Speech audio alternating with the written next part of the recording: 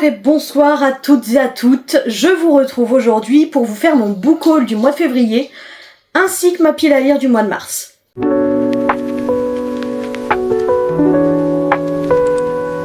On commence donc cette vidéo avec le book haul du mois de février. J'ai été relativement raisonnable par rapport au mois précédent. On est parti. En premier, nous avions deux sorties de Sarah Bessdurst. C'est une autrice que j'adore, que je trouve vraiment sublime dans son écriture et qui nous écrit des histoires tellement belles. Donc bien évidemment, je me suis procuré Les Oubliés de Greenborough de cette autrice, sorti chez Verso. On est sur un livre très joli et ça se voit que c'est de la cosy fantasy. Dans cette histoire, on va suivre le personnage de Elisa qui est malheureusement victime d'une malédiction, ce qui fait que tous les 10 mois, elle doit quitter l'endroit où elle vit, sinon elle risque de se transformer en arbre. Forcément, Elisa n'a qu'un seul objectif, c'est de briser la malédiction et pour ça elle va devoir fouiner un petit peu à la recherche de secrets de famille. Ce livre-ci est à 21,90 € chez Verso pour 400 pages il me semble. Je trouve ça cher. Je vous avoue, je trouve ça cher, mais c'est Sarah Bessdurst et j'aime tellement ce qu'elle écrit que je me suis laissée tenter, tout simplement. Et bien évidemment, L'île au jardin enchanté, de la même autrice, sorti chez Brajlon, et là pour 22 €, il fait 400 pages aussi. Je me répète, mais c'est très cher. Je me le suis procuré parce que j'ai lu il y a peu de temps La petite boutique au sortilège de cette même autrice, que j'ai adoré, vraiment ça a été une révélation pour moi. Et là on est sur une sorte de suite, alors ça se lit indépendamment l'un de l'autre, vous n'êtes pas obligé de lire le premier pour pouvoir lire le deuxième et inversement. Mais j'avais très envie de découvrir ce bouquin-là, parce qu'on parle d'un personnage qui est présent dans le premier tome, si on peut dire ça comme ça. Comme d'habitude, la couverture est sublime, on a un petit jaspage sympa, qui est moins joli, je trouve, que celui de chez Verso, parce que chez Verso, on a des petits oiseaux comme ceci, je le trouve très beau. Mais ça reste de très beaux livres, donc très hâte de les découvrir, notamment pour la plume et l'histoire que Sarah Bessdurst va nous concocter. Également, j'ai lu le deuxième tome du dernier conte d'Alexiane Thiel, donc je me suis acheté le troisième tome qui est Perle bleue. À la couverture, je pense que ça se voit, on est sur La petite sirène. Là, c'est de la fantaisie, romantaisie de chez Hugo Roman pour 19,95 €. Et il fait 500 pages. Donc je trouve que ça vaut le coup et franchement l'histoire est tellement sympa, c'est tellement bien. J'adore écouter pour le moment cette saga, donc très hâte de la continuer. Si vous n'êtes pas au courant de ce dont ça traite, eh bien on est simplement sur la dernière fée qui existe dans le monde. La fée marraine est décédée et écoutez, le monde se meurt. Pour remédier à ça, cette dernière fée, elle doit créer un nouveau conte et donc trouver un héros et une héroïne. Chose qui n'est pas simple. Donc dans chaque tome, on va revisiter un conte à un moment donné et c'est quelque chose que j'adore. Je trouve que Alexiane Thiel le fait à merveille. Le premier, on était sur Blanche-Neige, le second sur La Belle et la Bête et là du coup La petite sirène. Un livre que ma maman a acheté parce qu'elle a envie de se mettre à la cozy mystery et que j'ai le premier tome. C'est donc le deuxième tome du Chat du bibliothécaire, Inventaire fatal de Miranda James. C'est un livre en format poche qui est à 7,90 € et il fait 400 pages, donc c'est correct. Il va falloir du coup que je lise le premier tome très bientôt pour pouvoir le filer à ma maman et j'enchaînerai avec le second. Alors bien sûr, comme le dit la couverture et le titre, on est sur un homme, un bibliothécaire qui a un chat et il se passe quelques petites choses dans sa ville et bien évidemment, il va partir à la conquête des réponses à ses questions avec son chat. Ça a l'air assez drôle, ma foi, je verrai ce que ça donne. Et du coup, elle m'a pris également Cash de Jessica Peterson qui est sorti chez Saxius Romance. J'aime beaucoup ces petites romances parce qu'elles sont pas chères, il était à 15 € pour à peine 400 pages, donc je trouve que c'est très bien, ça vaut le coup. En mots-clés, on a Cowboy, Cohabitation forcée, Enemies to Lovers, Petite ville. Pareil, ça je trouve ça génial de mettre des petits mots-clés comme ça selon les tropes à l'arrière du livre. Et clairement, ce sont toutes les tropes que j'affectionne particulièrement. Donc je pense que je vais adorer cette lecture. En plus, les romances cow-boy, c'est clairement mon dada. On a également un petit jaspage, alors moi je le trouve pas oufissime, je le trouve pas forcément beau, mais ça me dérange pas. Et c'est le premier tome, il me semble, d'une saga. Nous avions également la sortie de To the End de June Serra chez Adonia. Celui-ci, il est à 19,90€, attention, c'est pour public majeur averti, on est sur une dark romance avec de la mafia, chose qu'on ne précise pas d'ailleurs à l'arrière du bouquin, on a bel et bien de la mafia. Et moi j'aurais aimé le savoir parce que je suis pas fan des mafias, donc j'aurais su, je ne l'aurais pas pris. Je l'ai lu celui-ci le mois dernier du coup et j'ai bien aimé mais sans plus. Vous voyez, c'était pas la lecture du siècle quoi. Donc bon, après en termes de prix, je trouve que ça les vaut parce qu'on est sur plus de 600 pages, donc 19,90, écoutez, ma foi, ça va. Le livre est très joli également. Et je me dis peut-être que je le relirai plus tard, que c'était pas forcément le moment pour moi de le découvrir. Parce qu'il faut savoir qu'en parallèle de cette lecture, j'étais aussi sur une lecture numérique et une dark romance qui parle de mafia.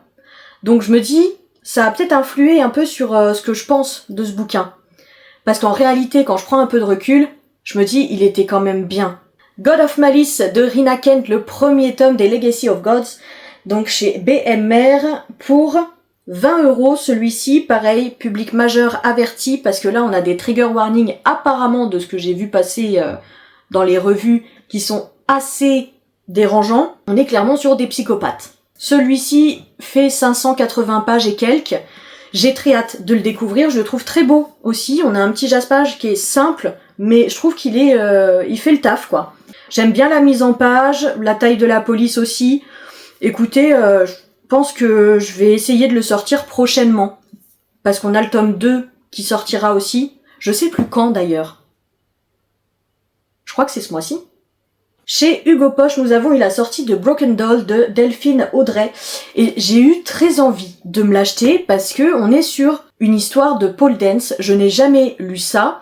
Je vous avoue que ça ne me touche pas particulièrement parce que moi et la pole dance, très loin, hein. Pour autant, ça me tentait pas mal parce que je pense qu'il y a beaucoup de choses qui planent autour de ce sport qui peuvent paraître sexistes et extrêmement lourdes de la part des hommes et en tout cas de leur regard sur une femme qui fait de la pole dance.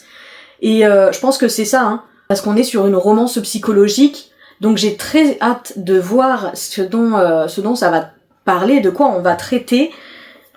Par contre, public averti, c'est écrit et on est sur 2 flammes sur 3, donc je pense que ce sera assez spicy à voir.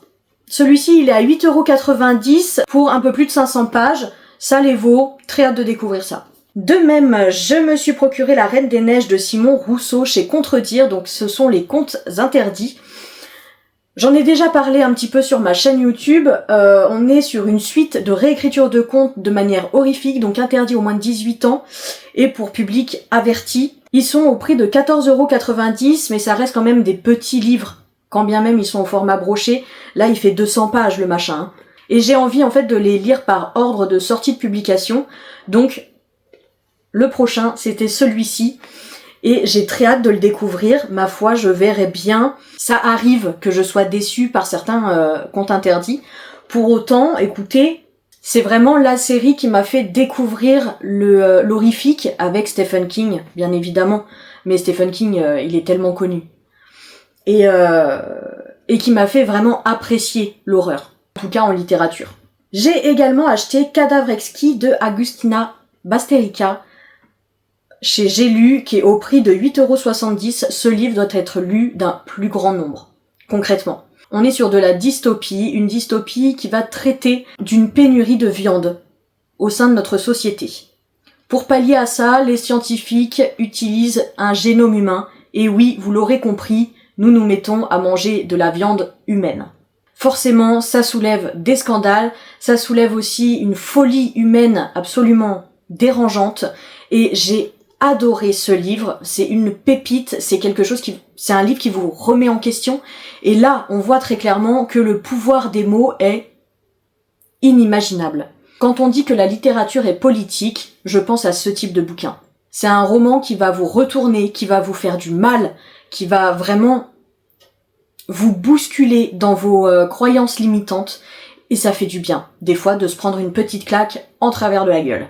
Et enfin, pour terminer ce book haul, nous avions la sortie de Sympathy for the Devil de Margherita Gabbiani chez Hugo Roman. C'est le tome 1, on est sur une dark romance également, pour 18,50 € et celui-ci fait à peine 400 pages. J'ai très hâte de découvrir cette dark romance, j'aime beaucoup la couverture en tout cas. On a une petite phrase d'accroche, on dit que l'enfer est pavé de bonnes intentions, lui n'en a aucune. Donc écoutez, très hâte de découvrir ça. C'est tout, et c'est déjà vraiment pas mal pour ce book haul du mois de février. On passe maintenant à ma pile à lire du mois de mars. Je commence par les livres en format numérique. Ce mois-ci, c'est mon compagnon qui a tiré au sort mes lectures. Alors, j'en ai quelques-unes, mais bien évidemment, je me laisse quand même une marge assez importante de livres que je pourrais choisir selon moi, mes envies, s'il n'y a pas de livres qui me donnent vraiment envie dans ma pile à lire. Donc en premier, en format numérique, nous avons Les Arcanes de Brume, le tome 1. Je vous avoue que je ne sais absolument pas de quoi ça parle, juste j'ai trouvé la couverture très belle. Et c'est de la fantaisie, ça a l'air assez onirique, ma foi pourquoi pas. Le mois dernier, j'avais lu le premier tome d'Inside Mike de Eni Ellie, et puis écoutez, il a tiré le second tome.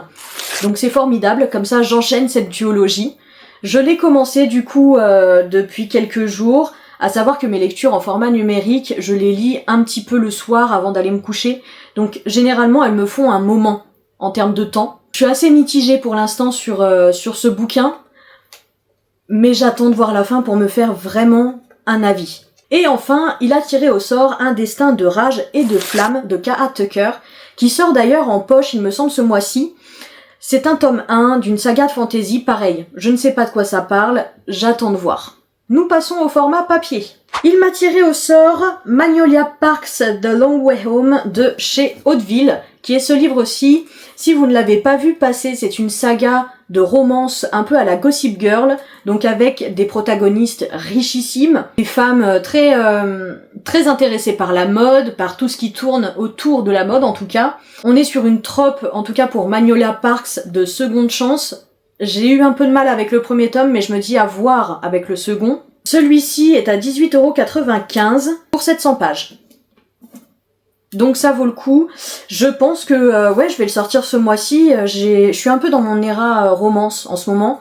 Donc il va sortir et ça faisait un bail qu'il était dans ma pile à lire, donc tant mieux. Il a tiré au sort également Les Dévoreurs de livres de Sunny Dean, sorti chez De Saxus, que écoutez, je me suis procuré à sa sortie le mois dernier, il me semble. J'ai terriblement hâte de le découvrir. On est sur de la fantaisie, mais une fantaisie très originale, parce qu'ici on va suivre des protagonistes dont une maman et son fils. Donc on a cette relation déjà qui est mise en avant, chose relativement rare en fantaisie. Et bien évidemment, ce qui m'intrigue le plus, c'est ce qui se passe en termes de magie.